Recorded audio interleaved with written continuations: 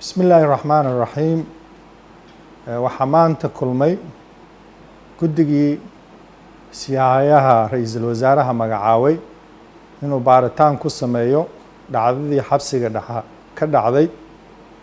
maalintii 10 bisha 8 2020 guddiga waxay ogaadeen in maalintii 8 bisha 8 xabsiga dhexe la soo geliyay hubkaas oo ku jiray alaab loo keenay dadka xabsiga ku jiray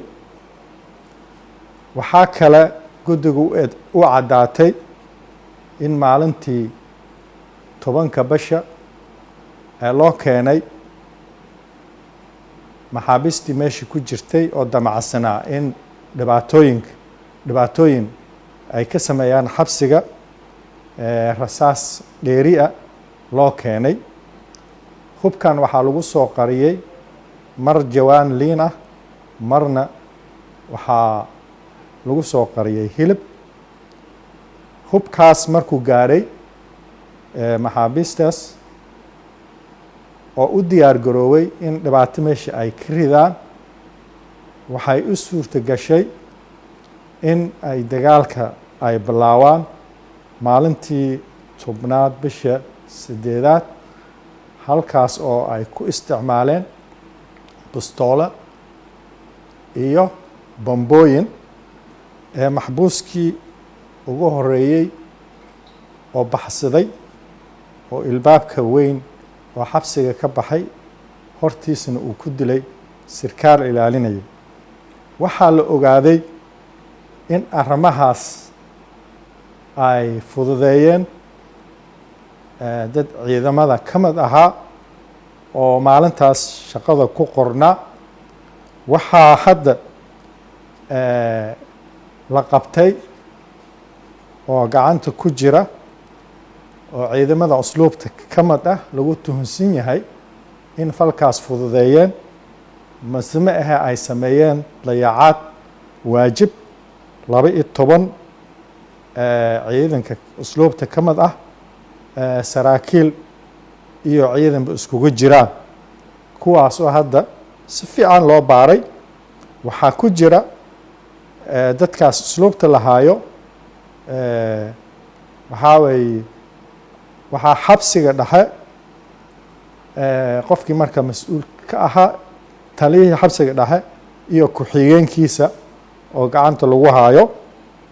waxaa kale falkan loo qabtay 6 qof oo ayagana muwaadiniin ahaa civilian kuwaas oo ayagana la aaminsan yahay inay fududeeyeen oo qeyb ka qaateen kuwaas oo ayagana lahaayo baaritaan ku socda waxaa sidoo kale lahaaya 9 qof oo maxaabiista ka mid ah oo qeyb weyn ka qaatay falkan hadda waxaa gacanta ku haaya baaritaankiisa guddiga markuu soo dhammaystiray baaritaankiisa waxaa loo gudbiyey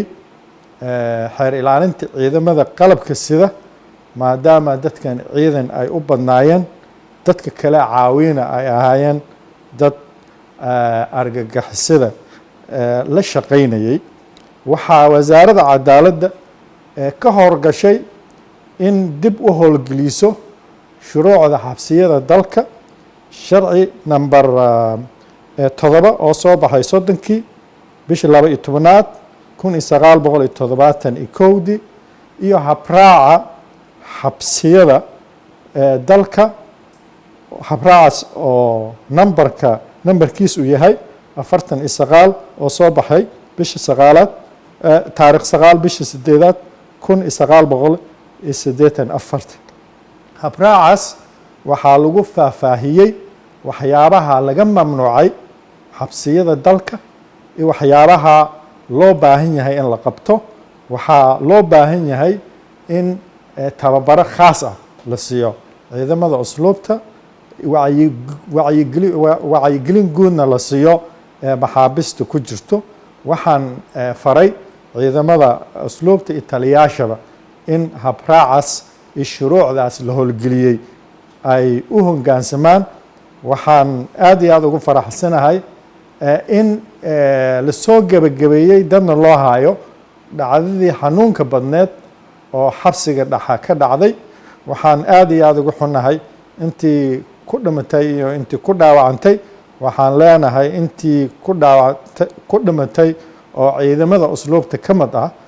oo dagaalkaas ka qayb qaadatay oo halgamiyaasha ah, waxaan leenahay ilaahay jannada ka waraabiyo.